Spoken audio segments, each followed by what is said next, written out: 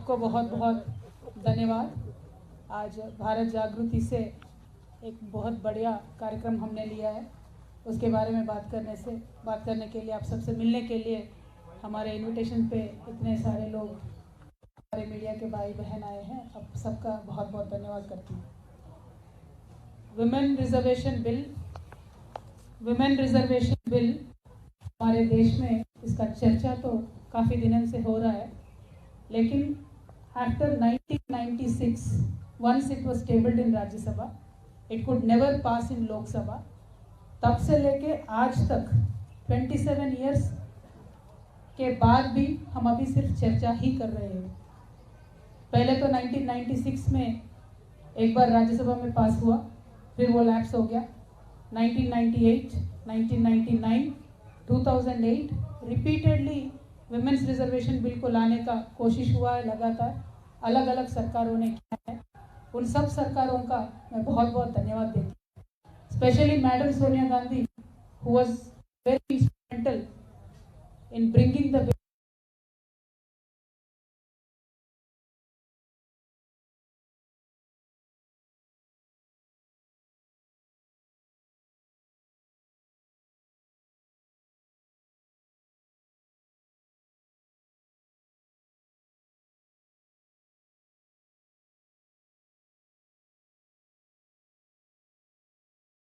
Bill in Rajya Sabha. Congress का सरकार आया 2010 में, मैडम सोनिया गांधी के एफर्ट से ये पास हुआ है बिल राज्यसभा में। बिल्कुल कोल्ड स्टोरेज में पड़ा हुआ।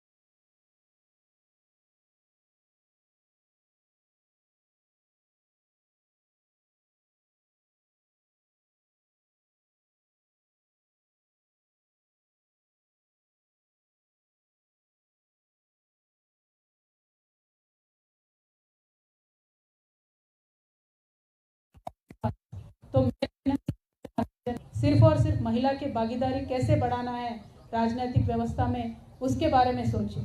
क्योंकि हम ग्लोबल इंडिकेटर्स में अगर आप देखेंगे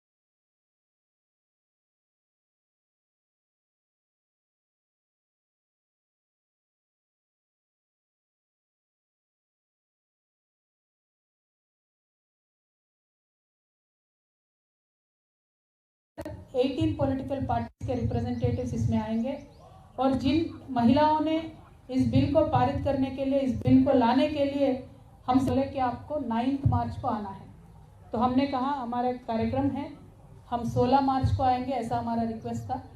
लेकिन पता नहीं उनको क्या जल्दबाजी है, पता नहीं ये जो इन्वेस्टिगेशन दिल्ली एक्साइज पॉलिसी को लेके चल रही है, इसमें कौन सी आफत आने वाली है अगर हमें 2 दिन का और समय दे देंगे। उन्होंने कहा नहीं आपको आना ही है। हमने कहा 10 मार्च को हमारा धरना है भाई, तो 11 को आ जाएंगे, तो 11 को बोले। लेकिन इस बीच में जो ईडी का और हमारा कम्युनिकेशन हुआ था, इसका मुझे आप सबसे शेयर करना है। देखिए, जब भी एनफोर्समेंट डायरेक्टरेट और या किसी भी इन्वेस्टिगेटिव एजेंसी एक वुमेन सिटीजन को इंट्रोगेट करना चाहती है, तो एक फंडामेंटल राइट वुमेन का होता है कि वुमेन के घर पे आके इन्वेस्टिगेट करें, और पूरा इसका लॉ में हमें सपोर्ट है वुमेन के लिए। और बहुत सारे कोर्ट केसेस भी हैं जिनमें जजमेंट वुमेन के तरफ आए। तो हमने ईडी को बीच में रिक्वेस्ट किया कि 10 तारीख को बाकायदा, अगर 11 तारीख को आपको इन्वेस्टिगेट करना है हमारे घर पे आइए, अक्यूज किसी के साथ आपको इंट्रोगेट करवाना है तो उनको भी लेके आइए, में बैठ के इन्वेस्टिगेशन कर सकते हैं, क्योंकि लॉ हमें सपोर्ट करती है। उन्होंने कहा नहीं, आपको खुद चल के आना होगा। देखिए, मैं तो पॉलिटिकल लीडर हूँ, लकीली बाय गॉड्स ब्लेसिंग पूरा पार्टी हमारे साथ है, हमारे पास साधन है तो हम पहुँच सकते हैं। लेकिन मैं मीडिया मित्रों से ये पूछना चाहती हूँ, कई आम महिला किसी गांव में है, कुछ इन्वेस्टिगेशन चल रहा है, तो इतना हमने कोविड के दौर में देखा है कि वीडियो कॉन्फ्रेंस से मेडिसिन भी पहुंच सकता है, डायग्नोसिस भी हो सकता है, तो इंटरोगेशन क्यों नहीं हो सकता है वीडियो कॉन्फ्रेंस से। हम ज़रूर इस मुद्दे को टेकअप करेंगे। हिंदुस्तान में एक रेवोल्यूशनरी स्कीम आना चाहिए, व्हेन पुलिस और एनी डायरेक्टरेट और any agency wants to interrogate women, there should be a facility to be done by a video conference. इसके लिए हम आगे भी जाएंगे, सुप्रीम कोर्ट में हर जगह भी जाएंगे। It is not about me, it is for every common woman in this country. I want to take up this issue and we will further take up the issue. Now, when it comes to the original ED summon, we will completely side with them, support with them, because we understand the obligations of the government and the agencies. We will 100% support them. Today the question is, when we look at Telangana data, from last August, in fact from last June, Government of India has constantly been sending its agencies to Telangana. Now question is why? Because Telangana assembly polls are there in this November-December. So the modus operandi of BJP has been कि जहाँ भी election है वहाँ मोदी से पहले ED पहुँच जाता है। तो हमारे तेलंगाना में भी यही हुआ है। तकरीबन सारे बिजनेस हाउसेस पे, एक 500+ बिजनेस हाउसेस पे आईटी रेड होता है, सीबीआई के रेड एक 100 होते हैं तेलंगाना के राज्य में। ईडी तो कम से कम 200 जगहों पे उन्होंने छापा मारा है, और एनआईए एजेंसी ने 500 to 600 मिनिमम लोगों को बुला के, उनको डरा के, धमका के, अलग अलग तरीके का काम वहाँ पे चल रहा है। मैं ये लोगों के सामने, जनता के सामने आज रखना चाहती हूँ, क्योंकि ये मेरे अकेले का मुद्दा नहीं है। हमारे खुद के पार्टी में मिनिमम 15-16 लोगों को, एमएलएस को, एमपीस को, मिनिस्टर्स को टारगेट करके अलग अलग केसेस में बुलाने का काम कर रहे हैं। तो मेरा मोदी जी से, बीजेपी से एक ही विनती है कि आप जनता के पास जाइए। आपने किस तरीके का डेवलपमेंट किया है, तेलंगाना के लिए आपने क्या किया है, देश के लिए आपने क्या किया है, वो बताइए। उनका दिल जीतिए, बाद में इलेक्शन जीतिए। लेकिन हम इलेक्शन हारेंगे या जीतेंगे, एनफोर्समेंट डायरेक्टरेट यूज़ करेंगे, बैकडोर से गवर्नमेंट में आएंगे, इस तरीके का तो हमने देख लिया है। 9 राज्यों में चला है और तेलंगाना में वो चल नहीं पाया। उन्होंने कोशिश किया है लेकिन हमने चलने नहीं दिया। तो इसीलिए उनका अभी एफर्ट ये है कि किसी भी तरीके से ईडी डाल दो, धमका दो, डरा दो। लेकिन हम भी मोदी जी से और भारतीय जनता पार्टी से और पूरे देश की जनता से बता दें कि हम डरने वालों से नहीं हैं। हम एक आंदोलन करके, स्टेट को हासिल करके आज स्टेट में सरकार चला रहे हैं। आगे चल के भी हम जनता के लिए ही काम करेंगे, और हम बराबर मोदी जी का, भारतीय जनता पार्टी का जो फेल्यूर्स है उसको एक्सपोज करते ही रहेंगे। देखिए, मोदी जी ने 2022 तक बहुत वादे किए थे। उन्होंने जवान को फेल कर दिया, इस किसान को फेल कर दिया, युवाओं को फेल कर दिया। हर एक सेक्शन में वो सिर्फ और सिर्फ फेल्यूर हो और कुछ भी नहीं है। देखिए आज ईडी के डायरेक्टर है, उनको एक्सटेंशन पे एक्सटेंशन मिलता है, सेबी के डायरेक्टर है, उनको एक्सटेंशन मिलता है, एसबीआई के डायरेक्टर है, उनको एक्सटेंशन मिलता है रिटायर होने के बाद, एलआईसी के डायरेक्टर है, उनको एक्सटेंशन मिलता है। क्यों मिल रहा है इनको? क्योंकि जहाँ ये बोलेंगे वहाँ वो जनता की पैसा निवेश करेंगे और बाकी ये जो एजेंसीज है वो जहाँ बोलेंगे वहाँ जाके काम करेंगे। तो मैं सिंपल सवाल भारतीय जनता पार्टी से पूछती हूँ, अग्निवीर में आप जो लोगों को, युवाओं को ले रहे हैं, उनको एक्सटेंशन दीजिए पहले। क्यों नहीं मिलेगा उनको एक्सटेंशन? क्यों ले रहे हो आप उनको 4 साल को? 4 साल के लिए उनको क्यों ले रहे हो? 4 साल के लिए आप उनको लोगे, ट्रेनिंग दोगे, बाद में रास्ते पे छोड़ दोगे क्या? या जैसे आपके भारतीय जनता पार्टी के नेता बोलते हैं आपके ऑफिस में चौकीदार के नौकरी पे रखोगे? आर्मी कितना सेंटिमेंटली जुड़ता है देश के साथ, जनता के साथ, पूरा परिवार छोड़ के, जान पे खेल के आर्मी में रिक्रूटमेंट के लिए बच्चे आते हैं। तो मैं आज यहाँ से डिमांड करती हूँ मोदी जी से, आप 4 साल के लिए अग्निवीरों को ले रहे हो, उनका एक्सटेंशन दीजिए, परमानेंट कीजिए, क्योंकि आज भी आर्मी में 3.5 लाख वैकेंसीज है। तो मैं इतना ही पूछना चाहती हूँ मोदी जी से, आपके फेल्यूर्स को छुपाने के लिए आप जिन जिन राज्यों में इलेक्शन चल रहा है उन राज्यों में आप जाके सारे केसेस डाल रहे हो और हम ज़रूर इनको फेस करेंगे। देखिए फ्रेंडली उनके जितने भी पॉलिटिकल पार्टीज होते हैं उन पे कोई रेड नहीं होता है, फ्रेंडली उनके जितने भी बिजनेस हाउसेस हैं उन पे कोई रेड नहीं होता है, उन सबके लिए तो 7 खून माफ़ हो जाते हैं। अब अदानी जी ले लीजिए, बाकी बहुत लोग हैं, उन पे तो कुछ नहीं होता है। और आज तो इतना चर्चा है पूरे देश भर में कि देश में डबल इंजन सरकार चल रहा है, और ये 2 इंजन कौन है देश में? एक इंजन प्रधानी है, दूसरा इंजन अदानी है। तो ये हालत आज देश में है। तो ये बच्चा जान चुका है, जिस तरीके से मोदी जी अपने आप को क्लीन बताते थे, साफ बताते थे, वो है नहीं। और श्रीलंकन गवर्नमेंट भी यहाँ आके बोल के गया है कि अदानी जी के लिए आप, मोदी जी खुद जाके बोले हैं कि इनको प्रोजेक्ट देना है। तो इस तरीके के सब बात सामने आ रहे हैं। तो ये छुपाने के लिए आप विपक्षों पे ईडी का वार कर रहे हो, वो ठीक है, हम विपक्ष है, जेल लेंगे, हम पॉलिटिशियन हैं, लेकिन जनता पे जो महंगाई का आप वार कर रहे हो ना, वो ज़रूर आपको आगे इलेक्शन में रिजल्ट दिखाएगा।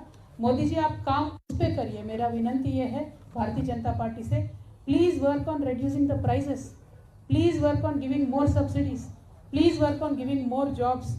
What will you get out of torturing people like us? आप करिए, हम बात करेंगे, हम ज़रूर फेस करेंगे ईडी को। लेकिन आपके बीएल संतोष जी से भी बोलिए ज़रा हमारे तेलंगाना में आके सीट के सामने पेश हो जाए, आंसर करें, क्वेश्चन आंसर करें। किस बात की डर है आप? हमने गलती नहीं किया, हम तो आ रहे हैं ईडी में, हम कल भी जाएंगे, आपको जो करना है करिए, जो लीगल कोर्स है, लीगल एक्शन है, हम पूरा आपसे कोऑपरेट करेंगे। लेकिन बीएल संतोष जी क्यों केस पे केस करके, दावे पे दावे करके, स्टे के ऊपर स्टे क्यों लेके आ रहे हैं? इस बात को ज़रा जनता गौर करके सोचे। मेरी जनता से एक ही रिक्वेस्ट है, जिस देश में गांधी जी पैदा हुए हैं उस देश में आज झूठ का राज चल रहा है। झूठ पे झूठ, झूठ पे झूठ, झूठ पे झूठ हमें बोला जा रहा है। जीडीपी के बारे में झूठ बोलते हैं, डेवलपमेंट के बारे में झूठ बोलते हैं, पार्लियामेंट के हाउस में खड़ा होकर प्रधानमंत्री झूठ बोलते हैं। क्या ये पॉलिटिक्स है? ऐसा पॉलिटिक्स चाहिए? पावर चाहिए तो जनता के पास जाओ भाई, जीतो उनका दिल। ये किस तरीके का पॉलिटिक्स है? हमें सहनशीलता का भी हद होती है। मैं भारत की जनता से इतना ही बोलना चाहती हूँ कि 1 नेशन 1 फ्रेंड का सरकार को आप मौका मत दीजिए। जो विपक्ष है उनके बात रखना चाहते हैं, ज़रा उनको मौका दीजिए। मुझे एक बहुत इंटरेस्टिंग किस्सा याद आ रहा है। महाभारत का युद्ध चल रहा होता है, दुर्योधन जा रहे होते हैं युद्ध में, तो अपने माता जी गांधारी के पास आते हैं और पूछते हैं, माता जी मैं तो संग्राम में जा रहा हूँ, मुझे आशीर्वाद दे दो। तो माता जी गांधारी बहुत एक अच्छी लेडी है, स्ट्रॉन्ग कैरेक्टर वाली लेडी है, तो दुर्योधन को जानती है दुर्योधन के तरफ गलत है, तो वो आशीर्वाद कैसे दे दे विजय होने की? तो वो एक आशीर्वाद ऐसा देती है, गांधारी माता बोलती है, ये तो धर्मः ततो जयः, यानी धर्म जिस तरफ है उसका जय हो। आज मैं भी वही बोलती हूँ, धर्म जिस तरफ है उसका ही विजय हो। देखिए जेल में रखने से कृष्ण भगवान का पैदा होने से किसी ने रोक नहीं पाया। अज्ञातवास में रह के अर्जुन का तो शूरता कभी कम नहीं हुआ। वनवास में जाने के बाद भगवान श्री राम और भी स्ट्रांग हो गए, लोक कल्याण के लिए ही काम कर रहे थे। तो जब जब इस दुनिया में किसी को लगता है कि हम भगवान से पावरफुल है, हम इंसान नहीं हैं, हम सब कुछ कंट्रोल कर सकते हैं, सारे एजेंसीज को कंट्रोल कर सकते हैं, तब एक प्रिंसिपल ऑफ नेचुरल जस्टिस करके कुछ रहता है, प्राकृतिक न्याय। ज़रूर वो आगे आएगा। कल को बीजेपी के सरकार जिस तरह से तानाशाही कर रही है इस देश के साथ, पक्का वो न्याय आगे आएगा। तो मैं आज भी वही बोलती हूँ, हम ईडी में जाएंगे, वो आप जहाँ जहाँ बुलाएंगे वहाँ जाएंगे, क्योंकि हम मानते हैं कि हमारे साथ सत्य है, न्याय है। तो ये तो धर्मः ततो जयः, हमारे साथ भगवान है। Thank you so much. जय तेलंगाना, जय भारत।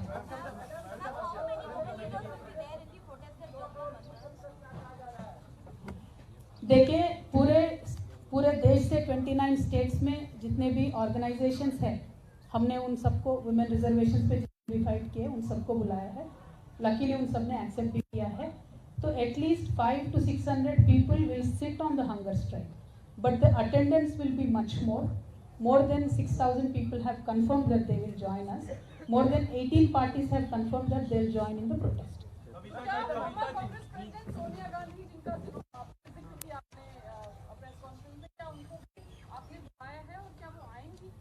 मैम, सोनिया जी बहुत बड़े लीडर है। मैं तो छोटी MLC हूँ, first time MP, second time MLC। Bharat Jagruti जो हमारा NGO है, उसके तरफ से जो हम एजिटेशन ये कर रहे हैं महिला आरक्षण के लिए, हमने सारे पार्टीज से रिक्वेस्ट किया है कि आप अपने रिप्रेजेंटेटिव भेज दीजिए। हमने मल्लिकार्जुन खड़गे सर से, KC वेणुगोपाल सर से हमने रिक्वेस्ट किया है। तो कांग्रेस से वो अपने जो भी रिप्रेजेंटेटिव भेजेंगे वो आएंगे, मुझे नहीं पता कौन आएंगे। क्या आप अभिषेक और अरुण पिल्लई को जानती हैं, क्योंकि इनकी शायद ईडी को लेकर के आपसे सवाल करने वाली है, उनसे आमना सामना होगा। आपको ईडी का बहुत जानकारी है भाई, अंदर से कोई इन्फॉर्मेशन आ रहा है क्या? ईडी जो भी पूछेंगे हम उनका जवाब दे देंगे, आप टेंशन मत लीजिए। कविता जी, आप महिला आरक्षण के बहाने तमाम पार्टियों को जुटा रही हैं। कांग्रेस कहती है कि BRS की टीम है, आपको टीम कहती है आपकी पार्टी को, और आप बीजेपी पर हमला करते हैं। थोड़ा सा क्लियर कर दीजिए, क्या है सच्चाई? देखिए, एक तो बात यह है कि जब भी कोई आवाज़ उठाता है किसी सत्ता पक्ष के खिलाफ, तो बाकी पक्ष लोगों को लगता है कि आवाज़ उठाने का हक सिर्फ हमें है, बाकियों को करना चाहिए। तो कांग्रेस पार्टी का ये आदत है, कोई भी आवाज़ उठाता है बीजेपी के खिलाफ तो मीडिया भी बोलते हैं ये B टीम है, C टीम है। लेकिन आज कांग्रेस की हालत अगर आप देखेंगे तो पूरे देश में सिर्फ और सिर्फ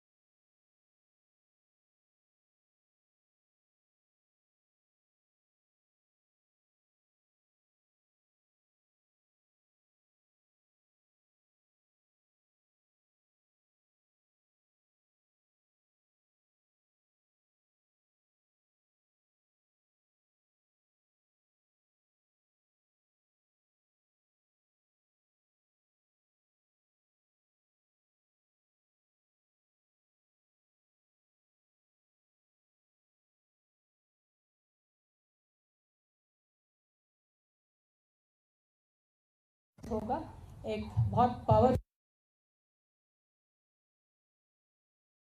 पॉलिटिकल एक पार्टी इस देश में बनेगी। BRS will work for the nation and we will emerge very strong. BJP का आरोप है कि Delhi parties have been at the receiving end of agencies, almost all the opposition parties. Now most like PRs, like people say that the initiative taken by BRS, TMC and SP seems to be like a third front that will go against the interests of the opposition party. Will your party take an initiative to bring all the opposition parties, especially in the wake of attack onslaught by the central agencies against like-minded opposition parties? Because even now you are saying that the Congress party is not coming along with the regional forces. So what do you think? Should all the opposition parties come together against the central agencies? Brother, we've been taking the initiative for a long time. It's not now. Honorable Chief Minister and our leader of Bharatiya Rashtra Samiti, KCR Garu, has taken the initiative, and we've held multiple meetings with stakeholders of various parties in this country, and we've declared it openly that we will work with all parties. Idea and ideology is simple. Bharatiya Janata Party in today's form and shape is hurting the country, not working for the development of the country. They are spoiling the ecosystem of this country and the secular fabric of this country. So certainly we will work to unseat them from power, and we will work with every party which is like-minded. We will work with every party which is like-minded. The silence of your father and your brother. About what? See, why should my father and brother speak about such silly issues? Party also is targeted. Now, the entire party, in fact, my brother and Honorable Minister just held a press conference today. But that apart, entire party, 15, 16 MLAs, leaders, small leaders, big leaders, everybody has been targeted. And that has been the attitude of the BJP party, unfortunately, in every state. So if we speak about it and make a big issue out of it, tomorrow my dear friends in the press, they'll write कि ये डर गए, ये बात कर रहे हैं सिर्फ ईडी के बारे में. But I really want to request through you to the people. See, today we put up a protest for Mahila bill. They'll call me to ED. So every paper is writing only about Kavita attending ED, but not Kavita doing dharna for a women bill.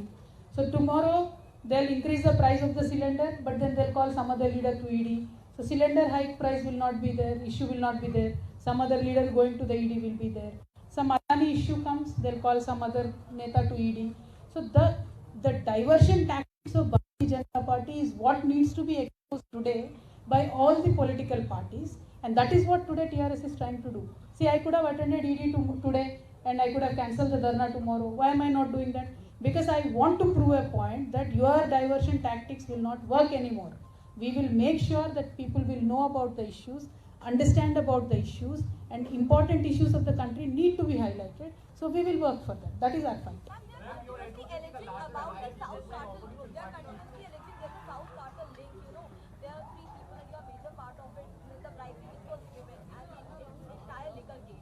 See, all I am trying to tell you is this.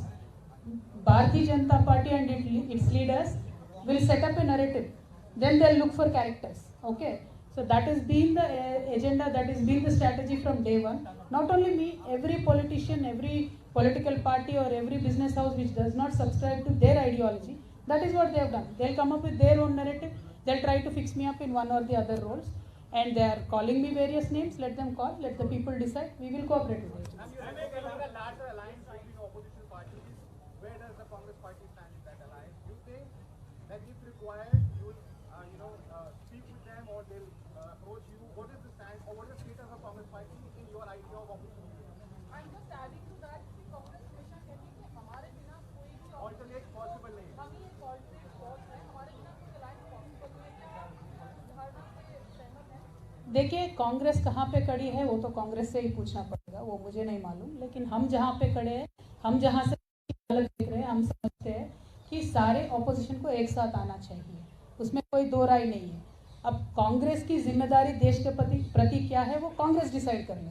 Congress को अगर आज भी लगता है कि उनके बगैर कुछ नहीं हो सकता है तो वो एक बार फैक्ट चेक कर ले.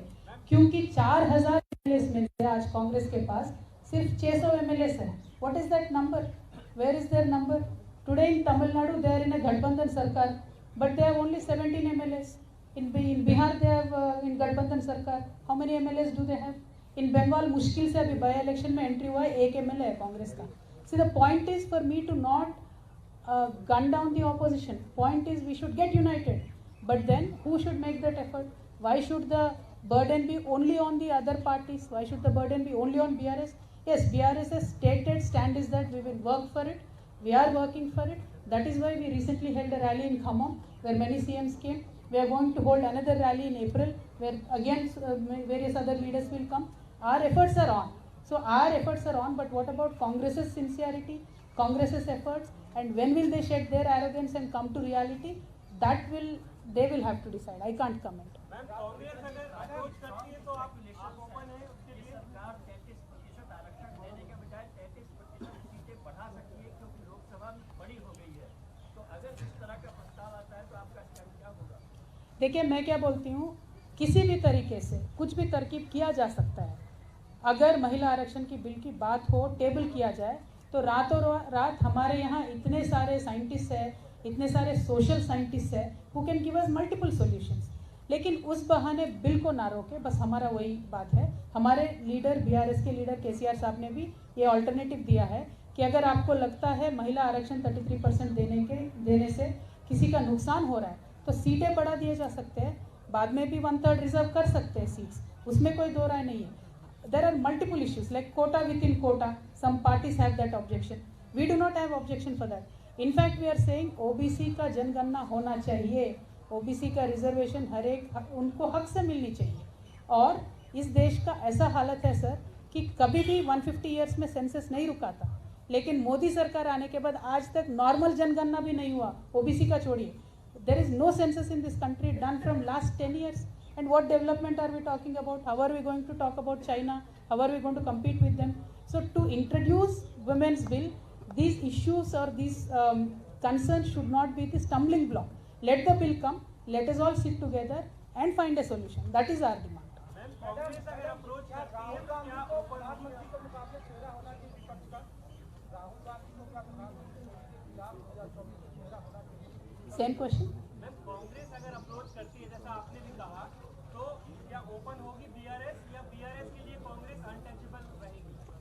देखिए, कोई अनटचेबल नहीं होता है कभी भी पॉलिटिक्स में, बट उनका रवैया क्या है, उनका देश के प्रति सिंसियरिटी क्या है, इलेक्शन के प्रति क्या उनका राय है, कैसा उनका एजेंडा है पीपल के लिए, वो इम्पॉर्टेंट है. हमारे लिए people's agenda is primary.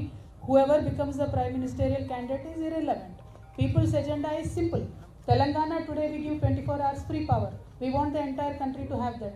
Today we give 24 hours free water in Telangana, both to the farmers and to households. We want the country to have that. We give 10,000 rupees per farmer. We want the country to have that. That is our simple agenda. That there is no politics in this. We will work with like-minded people. नेता अपने आप उभर के आ जाएंगे भाई, नेता के बारे में टेंशन करने की जरूरत नहीं है. मोहित मुत तहजीब टीवी से मेरा एक सवाल आपसे है. आपने ओबीसी की बात कर ली, आपने महिला रिजर्वेशन की बात कर ली. इन सबों के बीच में एक चीज़ छूट जाती है जो आज माइनॉरिटीज़ हैं. आपका क्या राय है, आप क्या मान रही हैं कि मोदी रेजीम में आज माइनॉरिटीज़ की स्थिति क्या है और वो कैसा महसूस कर रहे हैं? देखिए, मोदी रेजीम और माइनॉरिटीज़ तो पूछने की कोई शक नहीं है. वो तो मानते ही नहीं है कि माइनॉरिटीज़ एग्जिस्ट करते हैं इस देश में. तो उनका रवैया पहले से वैसा है, स्टेटेड उनका स्टेटमेंट है. What we have done in Telangana, I can tell you because proof of concept है, तो मैं हक से बोल सकती हूँ. तेलंगाना में हमने माइनॉरिटीज़ के लिए हर एक इश्यू में, particularly in terms of education, we have taken care. We built separate hostels and various developmental aspects in keeping minorities in our favor. Both Christians, Muslims, Sikhs, Buddhists, everybody, all the minorities are treated equally. In fact, Ramzan is officially celebrated by the government. Christmas is officially celebrated by government. Likewise, Batukama, our festival, is celebrated, Hindu festival, by us. Bonalu is celebrated by government. So, सबका साथ सबका विकास का मतलब होता है कि असल में करके दिखाना. कर रहे हैं, हम वही चाहते हैं कि कल को देश भर में वो हो. That is our job. Thank you. Why do you want separate facility for women when it comes to questioning? We see even leaders like Sonia Gandhi going to the agencies and you want equality also. Definitely. See, today women and men are not on equal status. So logic ki why do you need reservation? Why do you want separate facility? Are you? I am asking about questioning by agencies. Why does Delhi police want to change location? क्यों? हमने था ना भाई permission. भाई जाके पूछ लो. तो You said you want a separate facility when it comes to No, questioning. I definitely want a separate facility. As a woman, if I have a rule position in the law, I want to exploit.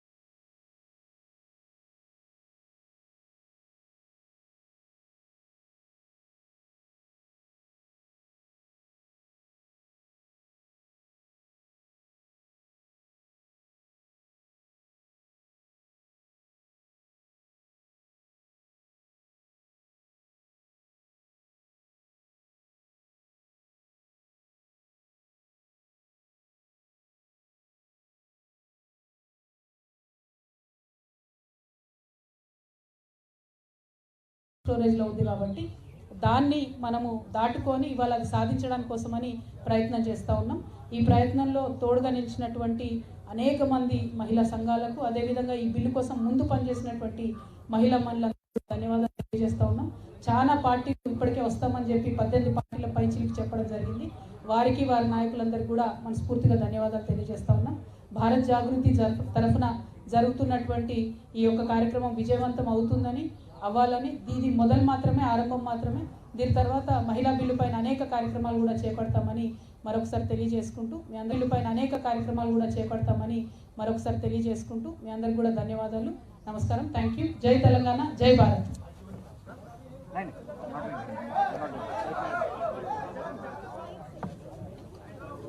We are not doing it. No, we are not.